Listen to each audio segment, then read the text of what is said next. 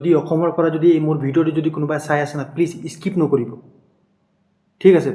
আমাৰ জুবিন দাৰ লগত যেনেকুৱা ঘটনা ঘটিছিল ন, সেই মেনেজাৰজনে গম পাইছিল আমাৰ জুবিন দাৰ হেল্থৰ প্ৰব্লেম আছিলে, তথাপিও জুবিন দাক ছিংগাপুৰত লৈ গৈছিল।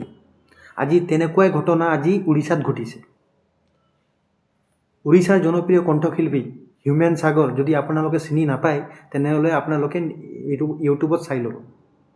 সেই ছিংগাৰজনৰ হেল্থৰ প্ৰব্লেম আছিলে, তথাপিও সেই মেনেজাৰজনে সেই ছিংগাৰজনক বেক টু বেক শ্ব' কৰাই আছিলে। তো ভাবক সেই মেনেজাৰজনে কিমান মানে লালচি আছিল পইচাৰ। আজিকালি মেনেজাৰসকলে কি জানে, পইচাৰ কাৰণে সেই ছিংগাৰজনে মৰি আছে নে বাচি আছে সেইবিলাক নাচায় সিহঁতে মাত্ৰ পইচাটোৱে চায়। মই ভাবোঁ মোৰ ভিডিঅ'টো আপোনালোকে চাই কিনে শ্বেয়াৰ কৰিব, যাতে আমাৰ অসমত উঠি অহা ছিংগাৰবোৰে গম পায় আৰু মেনেজাৰ নাৰাখে। আমাৰ জুবিন দাৰ লগত যেনেকুৱা ঘটনা ঘটি গ'ল ন, মই ভাবোঁ কি নেক্সট আমাৰ উঠি অহা ছিংগাৰবোৰৰ লগত তেনেকুৱা ঘটনা নঘটুক। আপোনালোকে বহুত মানুহৰ ভিডিঅ' চায়, আমাৰ অসমৰ জনপ্ৰিয় ইউটিউবাৰবোৰৰ ভিডিঅ' চায়, টাইম পাছ কৰে, কিন্তু মোৰ এই ভিডিঅ'টো আপোনালোকে প্লিজ শ্বেয়াৰ কৰি দিব,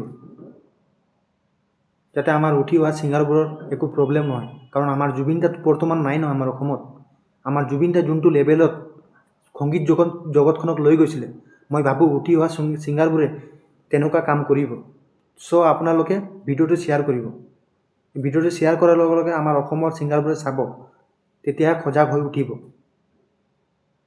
জয় জুবিন দা। আপোনালোকক ৰিকুৱেষ্ট আছে মোৰ, এই ভিডিঅ'টো খালি শ্বেয়াৰ কৰিব।